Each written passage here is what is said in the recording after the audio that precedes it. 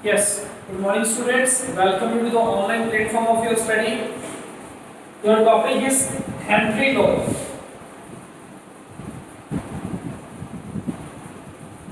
Class plus 2 chapter solutions. Topic is Henry law. In last video we have studied solubility of gases in liquids. This topic is also based upon that. This law states that mass of gas dissolved, जो भी mass of gas dissolved in a solvent at constant temperature is directly proportional to the pressure of gas in equilibrium with the solution. ये समझ जाना है simple equilibrium में बताइए equilibrium with solution. तो मतलब mass of gas electric proportion to pressure, और अगर इलेक्ट्रिक प्रोपोर्शन को हटाएंगे तो ये क्या है कांस्टेंट कौन सा of proportionality, constant of proportionality. But at the same time क्या था, डाल्टन किस चीज को स्टडी कर रहा था और उसने क्या बोला, उसने बोला कि solubility of a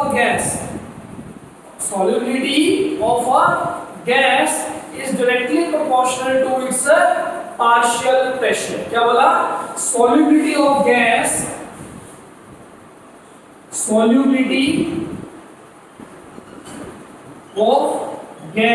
in liquid क्या है, ये डायरेक्टली प्रोपोर्शनल है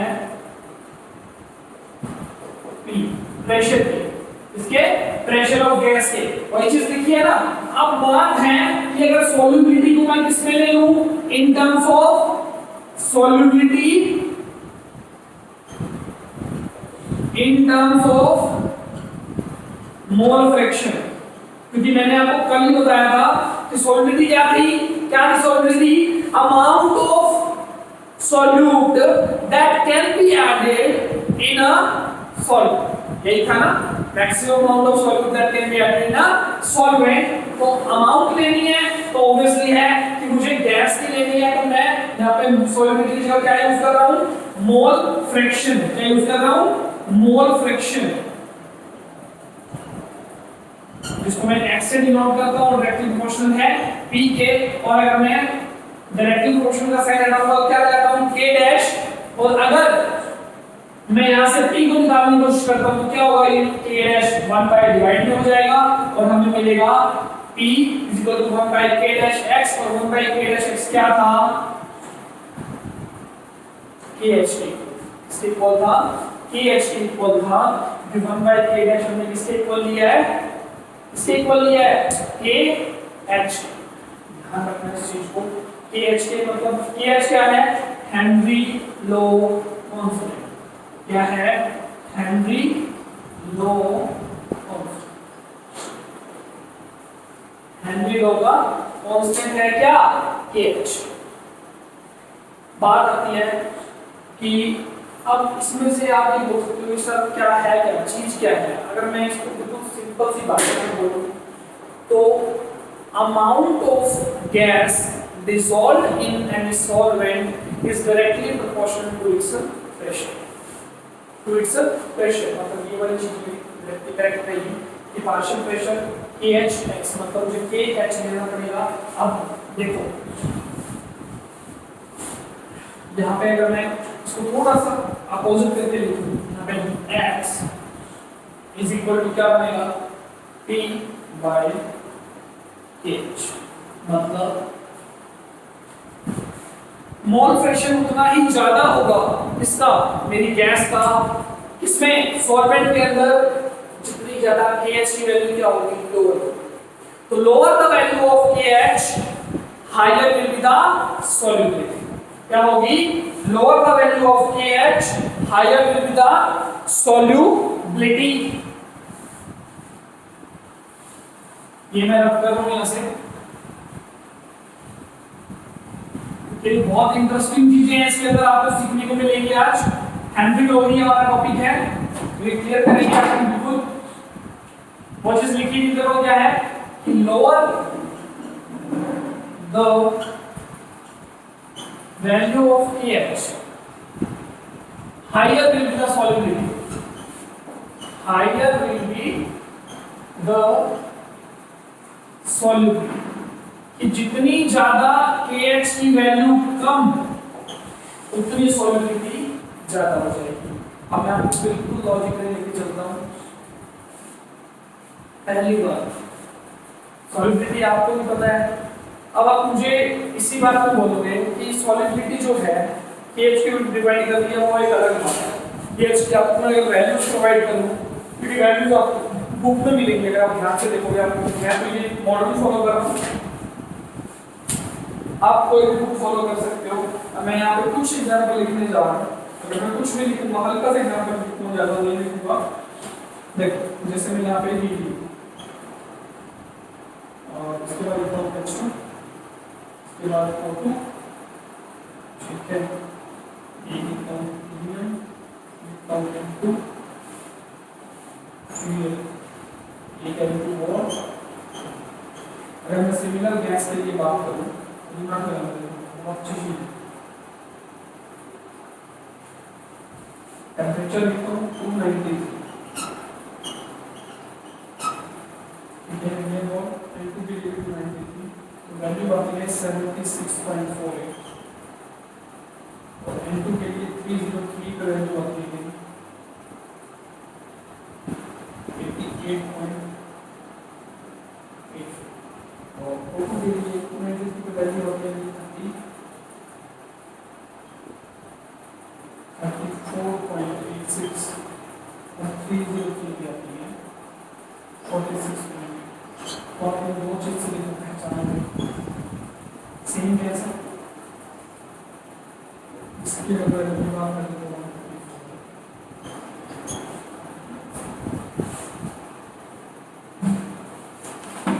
ये कुछ वैल्यूज थी। अब ध्यान से इस चीज को देखिए, ये किसकी वैल्यू है? सारी KH की वैल्यू। ये हमारे टेम्परेचर से सारे क्या वैल्यू, ठीक है। तो अब मेरी बात सुनो, मैं एक ही गैस की बात करूंगा, मैं डिफरेंट गैसेस की बात नहीं करूंगा। हर गैस का नेचर अलग है। नाइट्रोजन की बात करते हैं। नाइट्रोजन 293 केल्विन के ऊपर उसकी KH की वैल्यू 76.48 है, मतलब, और 303 के ऊपर 88.84 है। मैंने अभी आपको क्या कहा था, उसको देखो ध्यान से फॉर्मूले को। जितनी ज्यादा KH की वैल्यू कम उतनी ज्यादा सॉलिबिलिटी ज्यादा। तो KH की वैल्यू कम कौन से टेम्परेचर पे? हाई है, लो? ध्यान से देखो, लो टेम्परेचर आपका 293 पे आपकी वैल्यू क्या है? KH की लो है। अगर KH की वैल्यू 293 लो टेम्परेचर के ऊपर आपकी क्या है? लो है, तो मतलब सॉलिबिलिटी लो टेम्परेचर पे क्या है? ज्यादा।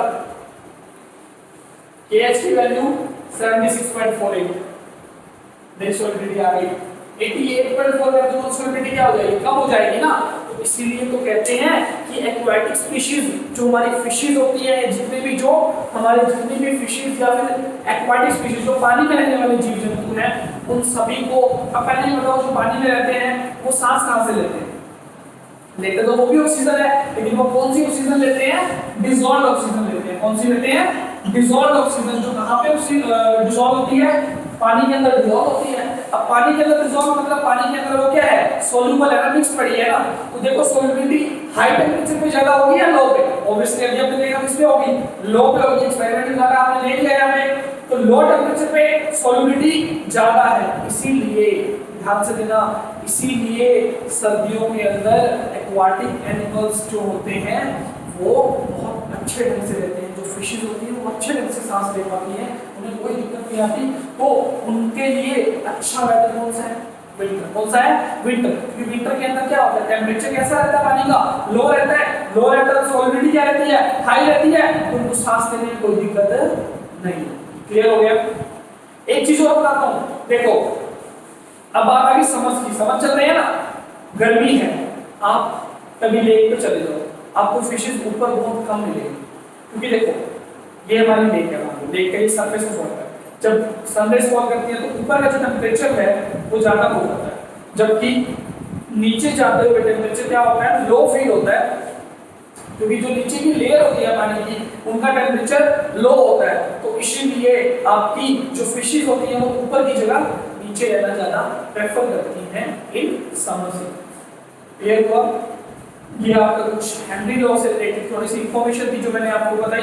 इसके बाद आती है applications, applications of Henry law. बिल्कुल इजी सी चीज है। सबसे पहले कार्बोनेटेड ड्रिंक्स, इसमें मैं इतना टाइम नहीं लगाऊंगा, ये बहुत इजी चीजें हैं। कार्बोनेटेड ड्रिंक्स, जो ड्रिंक्स है कार्बोनेटेड, कोल्ड ड्रिंक्स को आप कहते हो, कोल्ड ड्रिंक्स आप पीते हो, उसमें कौन सी गैस मिक्स होती है सभी को पता होगा ना, CO2। कौन सी होती है? CO2। सोडा वाटर कहते हो, CO2 को अगर पानी में खोल देते हो फ्लेवर मिला तो कोल्ड ड्रिंक बन जाएगी। तो कोल्ड ड्रिंक में CO2 मिक्स होती है। अब मुझे ये बताओ, कोल्ड ड्रिंक को आप ठंडा पीते हो या गर्म? ऑब्वियसली ठंडा। तो देखो जब कोल्ड ड्रिंक बनाई जाती हैं उनको बहुत हाई प्रेशर गैस के अंदर क्या है, पानी के अंदर उनको प्रेशर को मिक्स किया जाता है, और इसीलिए तो कहते हैं सर्व बेस्ट व्हेन चिल्ड। बहुत अच्छी लगती है, टेस्ट बेस्ट व्हेन चिल्ड, बहुत अच्छी लगेगी जब ये चिल्ड होगी। जब चिल्ड होगी तो अमाउंट ऑफ गैस क्या होगी, ज्यादा होगी। गर्म होगी तो अमाउंट ऑफ गैस क्या होगी, कम होगी। ऑब्वियसली क्लियर है? बिल्कुल। नेक्स्ट बात करता हूं, second scuba divers.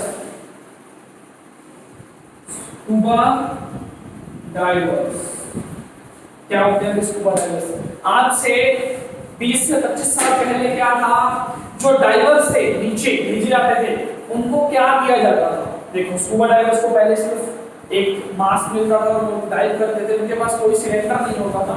Obviously cylinder देते हुए तो एक सिलेंडर दे देते थे। जब वो नीचे डाइव करते थे, सांस लेते थे, तो जब वो नीचे डाइव कर रहे होते थे तो उनके अमाउंट ऑफ, दिमाग लगाना बहुत अच्छी चीज बताऊंगा आज, समझ भी आएगी। नाइट्रोजन गैस उनके ब्लड स्ट्रीम के अंदर जाती थी, एक हाई प्रेशर से जाती थी। जैसे जैसे नीचे जाते थे उनके अंदर अमाउंट ऑफ नाइट्रोजन बढ़नी स्टार्ट हो जाती थी। लेकिन जब वो ऊपर आते थे नीचे से तो नाइट्रोजन गैस निकलनी स्टार्ट होती थी ब्लड स्ट्रीम में से, क्योंकि बबलिंग की फॉर्म में निकल रही है नाइट्रोजन गैस। लेकिन वापस आते वक्त नाइट्रोजन में बहुत बड़ी कमी है, तो बबलिंग बहुत जल्दी मारता है, तो वो एक ब्लड क्लॉट आपकी स्ट्रीम, देखो एक पाइप होती है ना, एक पाइप होती है, पानी चल रहा है, गलती से एक बुलबुला बन जाए, पानी रुक जाता है।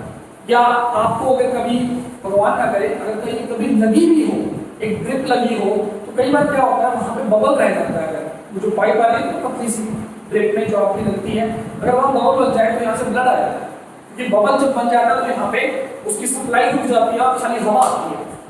सिमिलर चीज हमारे कैपिलरीज के अंदर होता है, जब अगर ब्लड बन जाता है तो कैपिलरी वहीं ब्लॉक हो जाती है, और ब्लॉक होने को उसको कहते हैं बेड्स। क्या कहते हैं? बेड्स। और मोस्ट पेनफुल होते हैं, सबसे ज्यादा पेनफुल होते हैं गाइस, ये बहुत ही ज्यादा पेनफुल, इनको बेड्स कहते हैं, क्योंकि नाइट्रोजन बैक आ रही थी, बबल बन गया, अब बैक आ नहीं, सांस आ नहीं, और ब्लड में, ब्लड कैपिलरी के अंदर ब्लॉकेज आ गई है, ऑक्सीजन आगे पास नहीं हो पा रही। इसको सॉल्व करने के लिए क्या किया गया? सिलेंडर्स बनाए गए जिनमें helium gas, nitrogen gas, oxygen gas fill की गई। कैसे? जैसे हमें हमारे एनवायरनमेंट में मिलती है।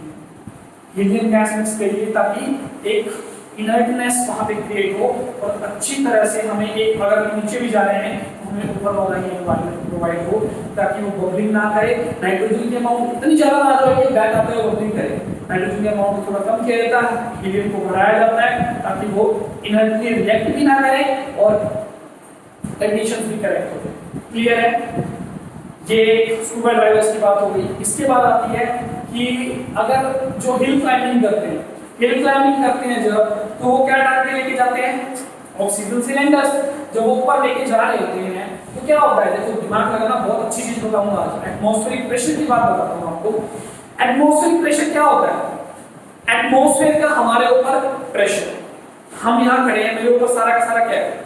एटमॉस्फेयर है, मेरे ऊपर सारा एटमॉस्फेयर। मैं ऊपर जाना स्टार्ट करता हूँ, मतलब मैं हिल क्लाइंबिंग स्टार्ट करता हूँ, यहाँ से 2 किलोमीटर बढ़ गया, तो मतलब 2 किलोमीटर में कहाँ एनवायरमेंट में एंटर कर गया ना, तो अब मैं एनवायरमेंट में एंटर कर गया, मान लो पहले मैं यहाँ था तो मेरे ऊपर ये सारा यहाँ था, मान लो ये सारा का सारा मेरे ऊपर प्रेशर लगा रहा था, तो ये मेरा एटमॉस्फेयर प्रेशर था। जब मैं यहाँ चला गया तो ये एरिया तो मैंने कवर कर लिया ना, तो अब सिर्फ इतना ही एरिया है जो मेरे ऊपर क्या लगा रहा है, प्रेशर लगा रहा है। तो ऑब्वियसली जब मैं ऊपर जाता हूँ तो एटमॉस्फेयर का प्रेशर क्या होता है, कम हो जाता है। क्या हो जाता है, कम। एटमॉस्फेयर का प्रेशर कम हुआ तो मतलब ऑब्वियसली एटमॉस्फेयर की जो गैसेस हैं उनका प्रेशर भी क्या हो गया, कम हो गया। ठीक है, अब हम यहाँ सांस ले रहे हैं नॉर्मल, क्योंकि हम सांस ले रहे हैं, एक प्रेशर चाहिए होता है ना, गैस है यहाँ पे, टोटल एयर है। अब एयर हमारे अंदर एंटर कर रही है, तो एक प्रेशर से एंटर करती है ना लंग्स के अंदर, एक प्रेशर से एंटर करती है। अगर यहाँ पे इस कमरे को पूरा सील कर दिया जाए, बंद कर दिया जाए, तो वैक्यूम क्रिएट होना स्टार्ट हो जाएगा, सांस लेने में दिक्कत हो जाएगी, नाक फूलने लग जाएगी, बहुत ज्यादा दिक्कत हो जाएगी। ठीक है, क्यों, क्योंकि एयर का प्रेशर बहुत कम हो गया। सिमिलर चीज होती है जब हाइट क्लाइंबिंग करते हैं लोग, ऊपर जाते हैं तो एयर का प्रेशर कम हो जाता है, उनको वहां पे सांस लेनी पड़ती है, लेकिन उसके लिए उनको क्या होता है, दिक्कत ज्यादा प्रोड्यूस हो जाती है।